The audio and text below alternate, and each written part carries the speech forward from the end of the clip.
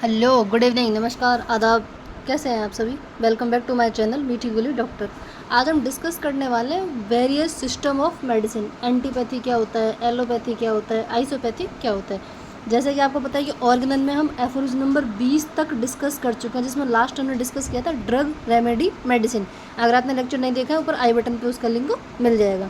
तो आज हम स्टार्ट करते हैं क्या, एंटीपैथी, एलोपैथी, आइसोपैथी, कि जो अलग अलग जो सिस्टम्स हैं मेडिसिन के, ये क्या है, कहाँ से आए हैं, क्या पढ़ना होता है, एग्जाम में क्या क्वेश्चन आता है इससे। सबसे पहले कि डिफरेंट मोड्स ऑफ ट्रीटमेंट कहाँ दिया हुआ है, एफोरिज्म नंबर 22 से लेके 25 में बताया हुआ है। 21 में कुछ नहीं है, पैथोजेनेटिक पावर ऑफ ड्रग बताई हुई है कि ड्रग्स क्या है, मेडिसिन क्या है, जो हेल्थ स्टेट क्या कर दे, अल्टर्ड कर देता है। इस पर एक शॉर्ट वीडियो आ जाएगा। Doctor Hahnemann has mentioned 4 possible modes of employing medicine against disease. कि मास्टर हैनीमैन सर ने अपनी जो बुक है ऑर्गेनल, जिसको हम पढ़ते हैं आरी डजन वाली, उसमें 4 सिस्टम्स का नाम लिया है, जो 4 तरीके से हम क्या करते हैं, ट्रीट कर सकते हैं। हम नहीं, मतलब ऑल ओवर चलता है उसमें। फर्स्ट क्या है, होम्योपैथिक। सेकंड क्या है, एलोपैथी या हेट्रोपैथिक। थर्ड है एनिंशोपैथी और एंटीपैथी। फोर्थ है आइसोपैथी। होम्योपैथी क्या है, जो हम पढ़ते हैं, similar disease, similia, similibus, curentur. Allopathy क्या है, in this method the disease and drugs relations are dissimilar. Opposite नहीं बोला है उसने, डिसिमिलर मतलब कि उसका कोई रिलेशन ही नहीं है। ठीक है। एंटीपैथी मतलब क्या है, एग्जैक्ट कॉन्ट्रेरी, मतलब क्या है, अपोजिट। एंटी मतलब क्या हो गया, अपोजिट। और आइसोपैथी मतलब क्या है, एग्जैक्ट सेम। अब ये बड़ा कन्फ्यूजन है कि ये सेम और सिमिलर, अपोजिट और कोई डिसिमिलर, क्या मतलब है इनका, समझते हैं। सबसे पहले एंटीपैथी पढ़ते हैं। एंटीपैथी और इनएंशियोपैथी कहाँ कहाँ दिया हुआ है, ऑर्गेनल के अंदर एफोरिज्म नंबर 23 में दिया है, 56 में दिया है, 56 से लेके 62 तक दिया हुआ है। ये अगर आप ऐसे लिख के आते हो ना एग्जाम के अंदर, एग्जामिनर का पॉइंट एकदम से दिमाग जाता है, नोटिस होता है उस जगह कि भैया बंदे ने एफोरिज्म नंबर मेंशन किया है। ठीक है। Anti means opposite, pathos means suffering, so it is means opposite suffering. It based on the principle contraria contrariis curentur. Opposite cures opposite, which means opposite cures opposite. Founder कौन है इसके, doctor C Galen. It is a system of therapeutics which drug is administered on the basis of an exact opposite condition of the symptoms of the disease from the patient which is suffering. बोला क्या है कि एक patient है, उसको अगर constipation हो रहा है, ठीक है, तो उसको हम क्या दे देंगे, डायरिया प्रोड्यूस करने वाली रेमेडी। अब कॉन्स्टिपेशन और डायरिया दोनों क्या है, अपोजिट सिम्टम, कि जो उसको दिक्कत है उससे बिल्कुल एग्जैक्ट अपोजिट हम क्या देते हैं, उसको मेडिसिन देते हैं। ठीक है। For constipation antipathic physician prescribe a medicine which produce diarrhoea and vice versa, कि अगर उसको डायरिया होगा तो हम कॉन्स्टिपेशन वाली मेडिसिन दे सकते हैं। एंटीपैथी और इनएंशियोपैथी इज कॉमनली यूज्ड मेथड, कि मास्टर हैनीमैन सर ने बताया कि सबसे ज़्यादा कॉमन मेथड यही यूज़ होता था। हिस्टोरिकल एविडेंसेस से दैट हिप्पोक्रेट्स, जो हिप्पोक्रेट्स इसको हम बोलते हैं father of medicine, advocates 2 system of medicine. One is the similia similibus curentur, जिसको हम पढ़ते हैं homeopathy, and either the other is law of dissimilars और एंटीपैथी। मतलब हिप्पोक्रेट्स ने भी 2 ही चीज़ें बताई थी, कि या तो सिमिलिया के बेस पे क्योर हो सकता है या अपोजिट के बेस पे। ठीक है, उन्होंने 2 चीज़ें बताई हैं। Antipathy is a palliative treatment but gallon supported only the antipathic system and the church authority in history made it mandatory. देखो आपको पता है, कोई भी चीज़ जब कोई बड़ा आदमी, जैसे गैलन ने सपोर्ट किया, हमारे यहाँ आज भी कोई भी चीज़ अगर धर्म से जोड़ दी जाती है, रिलीजन से कनेक्ट कर दी जाती है, तो वो चीज़ बहुत बड़ी जाती है, वो प्योर हो जाती है। उन्होंने क्या बोला कि उस चर्च की जो अथॉरिटी थी उसने इसको क्या कर दिया, एक्सेप्ट कर दिया, उसको मानने लग गई, तो तब से ये क्या हो गया, मैंडेटरी हो गई, वो ज़्यादा कॉमन यूज़ में आने लग गई। किसने सपोर्ट किया था, गैलन साइंटिस्ट है, इसके फाउंडर कौन है, गैलन। एडवांटेज क्या है सर इस पैथी का, in some cases like medicinal emergencies where there is no time for the dynamic medicine. समझिए कैसे, अगर कोई आदमी को एस्फेक्शिया हो गया, दम घुट रहा है, उसकी मौत होने वाली, उसके पास कोई टाइम नहीं है, तो वहाँ हम होम्योपैथी नहीं दे सकते। क्यों? क्योंकि हमारी मेडिसिन में क्या चाहिए, टाइम चाहिए to activate the vital force, और यहाँ पे टाइम नहीं है कि स्टिमुलेट किया जाए वाइटल फोर्स को। कि इमरजेंसी कंडीशन, कोई पॉइजनिंग का केस हो गया, कोई एक्सीडेंटल केस है, कोई इमरजेंसी है कुछ भी, तो उसमें एंटीपैथी मेडिसिन काम आती है। ये मास्टर हैनीमैन सर ने भी बताया, फुटनोट 67 की फुटनोट में बोला है कि हमें इमरजेंसी के टाइम पे एंटीपैथी मेडिसिन देनी चाहिए।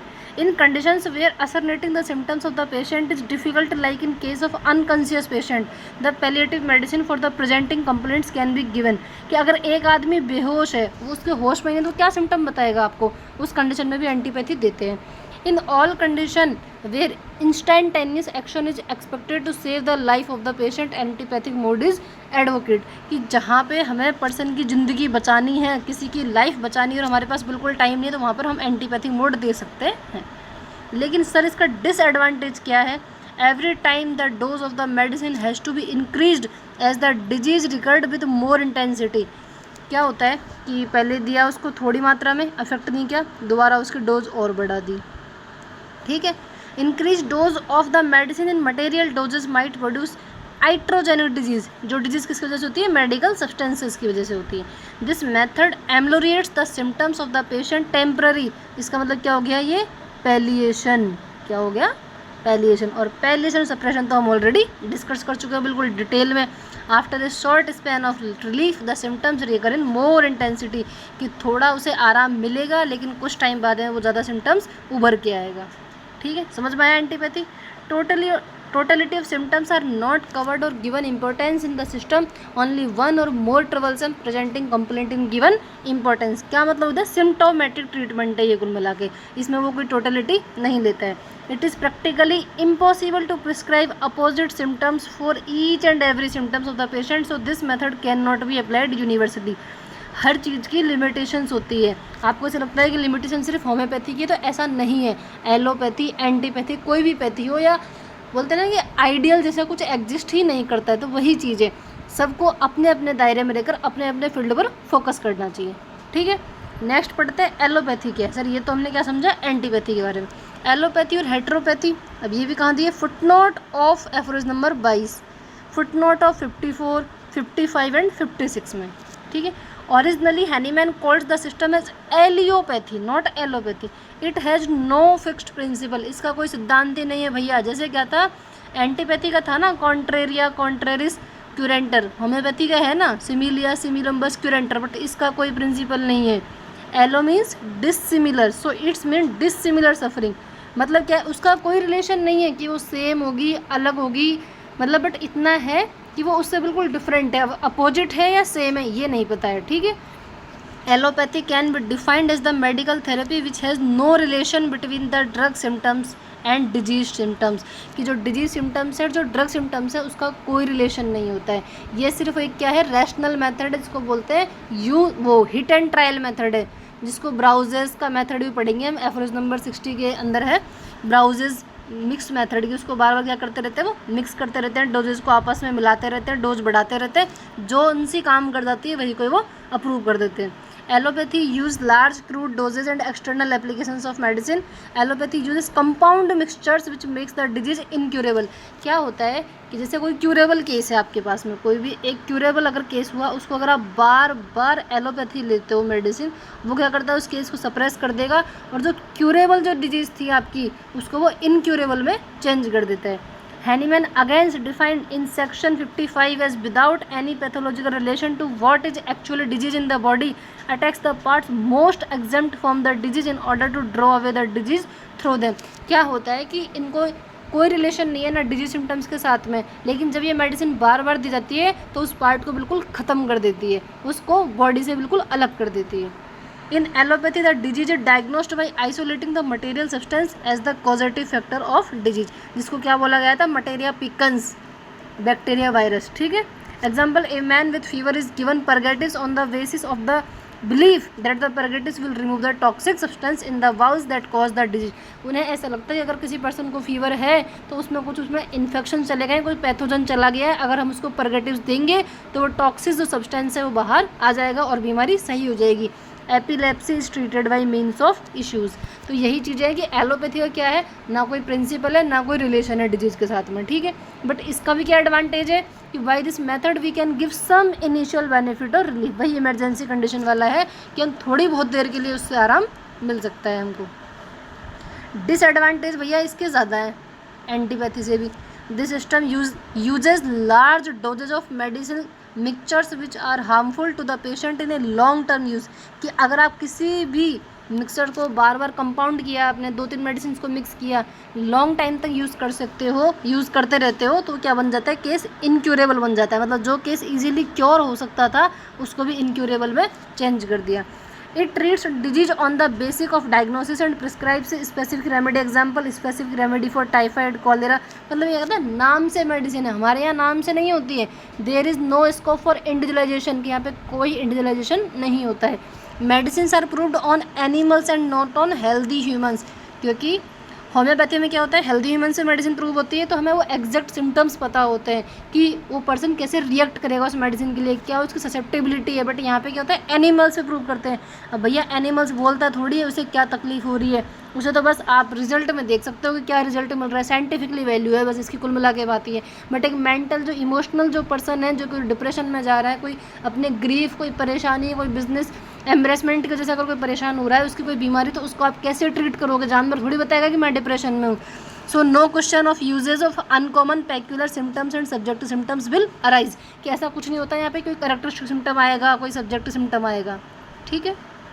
The old disease is not cured by the system, but if the allopathic treatment is mild, अगर कम मात्रा में ले जाता है, the old disease repels the dissimilar medicinal disease and remains as it is, the patient is thereby weakened. क्या बोला है कि थोड़ी थोड़ी मात्रा में भी अगर आपने एलोपैथी मेडिसिन दी है ना, तो वो जाके डिसिमिलर डिजीज बनाएगी बॉडी में जा करके, और पेशेंट अंदर से और ज़्यादा कमज़ोर होता जाएगा, उसका वाइटल फोर्स धीरे धीरे वीक होता जाएगा।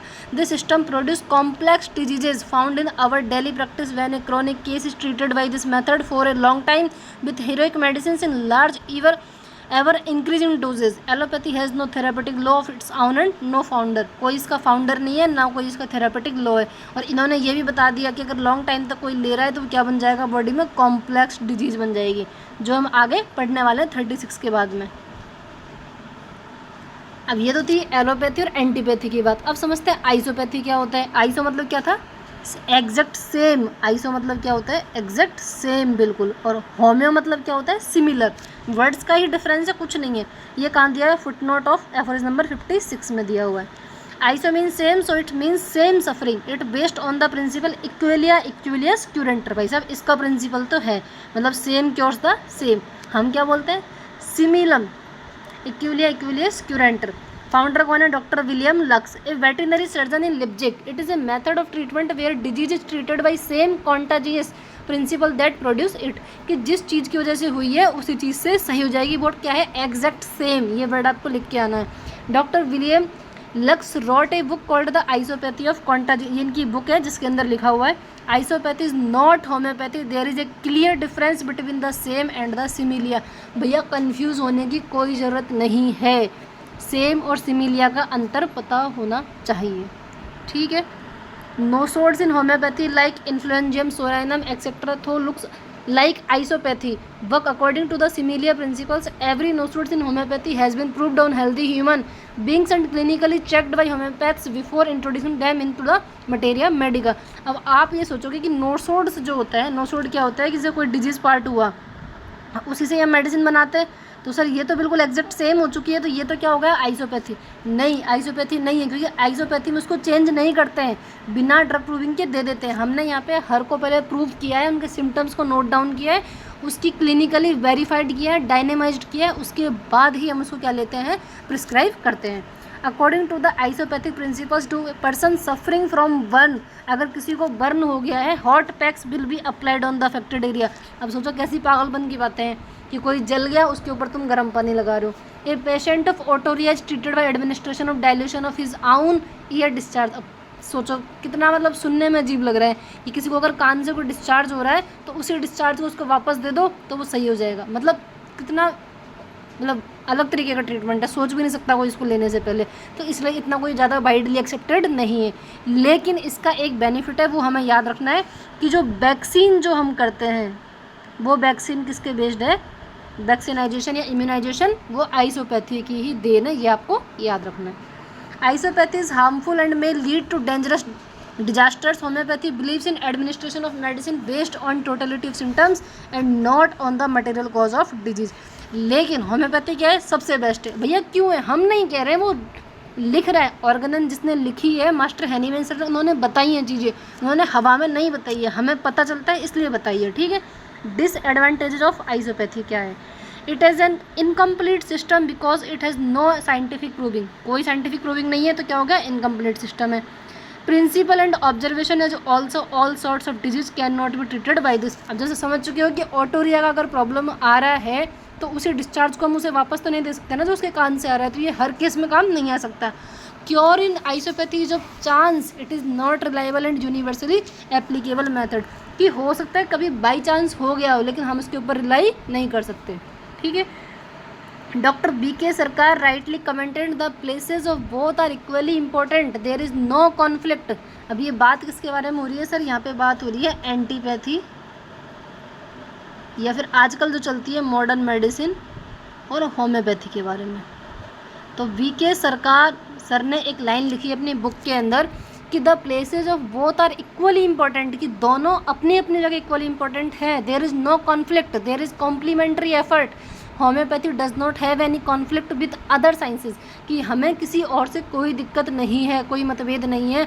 But it openly opposes the practice of suppression in the curable conditions. लेकिन हम उसको विरोध करते हैं, उसको अपोज करते हैं कि अगर एक क्यूरेबल केस है तो भैया तुम उसको अपोजिट मेडिसिन दे देकर, लार्जर डोज में दे देकर उसके वाइटल फोर्स को क्यों ख़त्म करना चाह रहे हो? वो क्या हो जाएगा? थोड़े दिनों बाद में इनक्यूरेबल कन्वर्ट हो जाएगा। आपको पता है आपके पास जो पेशेंट आता है वो कभी भी नेचुरल डिजीज़ लेकर आएगा ही नहीं, क्योंकि हर गली मोहल्ले में क्या होता है? फार्मेसी वाला होता है। ठीक है। छोटा मोटा किसी का क्लिनिक होता है MBBS वाले का, या फिर कुछ नहीं तो डिस्पेंसरी होगी गवर्नमेंट। तो वो अगर उसको फीवर भी आएगा तो पहले कहाँ जाएगा? वो एलोपैथी में जाएगा या एंटीपैथी जिसको हम बोलते हैं, वहाँ जाएगा। उसने मेडिसिन ली, अब उसको ठीक नहीं हुआ, फिर वो क्या देखेगा? आसपास हॉस्पिटल जाएगा, हॉस्पिटल भी सही नहीं हुआ, फिर वो आपके पास में आएगा कोई होम्योपैथी वाले के पास में। अब उसकी जो नेचुरल डिजीज़ थी वो पिक्चर तो यहीं पे कंप्लीट हो गई ना। तो इसीलिए आजकल क्या होता है? क्योर होने में टाइम लगता है। फिर बोलते हैं कि सर होम्योपैथी क्योर स्लो करती है। भैया क्योर स्लो नहीं है, आप बहुत लेट आए हो। अब आप चाहते हो कि आप आओ भी सबसे बाद में, मतलब उस जो डिजीज़ थी ओरिजिनल उसकी पिक्चर तो आपने बिल्कुल क्या कर दी? हाइड कर दी। अब हमें तो टाइम लगेगा ना, क्योंकि हम क्या करेंगे? टोटलिटी निकालेंगे, पहले उसको प्लेसिबो देंगे, तो प्लेसिबो से क्या मिलेगी? हमें ओरिजिनल डिजीज पिक्चर मिलेगी। तो ये आपको समझना होगा कि आज के टाइम पे हमारे पास जो पेशेंट आते हैं मोस्टली 90% जो पेशेंट जो होते हैं वो क्या लेकर आते हैं? आर्टिफिशियल डिजीज़ लेकर आते हैं। नेचुरल डिजीज़ तो उनकी मेडिसिन के द्वारा सप्रेस या पैलिएट कर दी जाती है। ठीक है। अब इसमें से क्या क्या क्वेश्चन बन सकते हैं कि what are the different modes of employing medicine, describe antipathy in details with its merits and demerits. बता सकते हो आप। What is isopathy, give a short history of it. बता देना कि विलियम लक्स ने दिया था, क्या इसका प्रिंसिपल है, इसका बेनिफिट जरूर याद रखना, vaccine. What is allopathy, give a short history of it with its advantage and disadvantage. How does homeopathy differs from modern medicine, what are the different system of medicine described in organon of medicine, compare allopathy and homeopathy। 20 number में आ सकता है, 3rd year 4th year. बहुत आपको focus करना है इस चीज़ के ऊपर। ठीक है। समझ लेते हैं एक बार क्विक रिकैप कि हमने आज क्या पढ़ा। हमने 3 सिस्टम पढ़े आज। सबसे पहले क्या पढ़ा हमने? सबसे पहले पढ़ा हमने एंटीपैथी, नेक्स्ट हमने पढ़ा एलोपैथी, और फिर हमने पढ़ा आइसोपैथी। ठीक है। एंटीपैथी कौन है? Founder gallon. एलोपैथी भैया इनके तो पिताजी का नाम ही नहीं पता, इनका कौन है? William lux. ठीक है। कंपैरिजन। नेक्स्ट क्या एंटीपैथी में? कॉन्ट्रेरिया, कॉन्ट्रेरिस, क्यूरेंटर। इनका भैया कोई प्रिंसिपल नहीं है, लेकिन इनका है इक्विलिया, इक्विलियस, क्यूरेंटर। इनका क्या है सर? एग्जैक्ट अपोजिट नेचर है, इनका तो कोई रिलेशन ही नहीं है, और इनका एग्जैक्ट सेम रिलेशन है। ठीक है। इनके तीनों के ही बेनिफिट देख लेते हैं आप।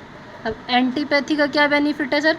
इमरजेंसी सिचुएशन में, जहाँ पे वाइटल फोर्स के पास में टाइम नहीं है, क्या हम उसको स्टिमुलेट करने का टाइम नहीं है। ठीक है। और ये एफोरिज्म में कहाँ मेंशन कर दिया? 69 के फुटनोट में। एलोपैथी क्या है सर? ट्रांजिएंट रिलीफ दे देती है कुछ कंडीशन में। क्या देती है? ट्रांजिएंट रिलीफ देती है। और आइसोपैथी क्या है? इसका तो कोई साइंटिफिक प्रूविंग नहीं है, तो इसका एक कोई भी बेनिफिट नहीं है। वैसे एक ही बेनिफिट है कि इससे हमें क्या मिला था? वैक्सीन मिला था। ठीक है। डिसएडवांटेज भर के लिख सकते हो, और सब में कंपैरिजन भी आप कर सकते हो। Thank you.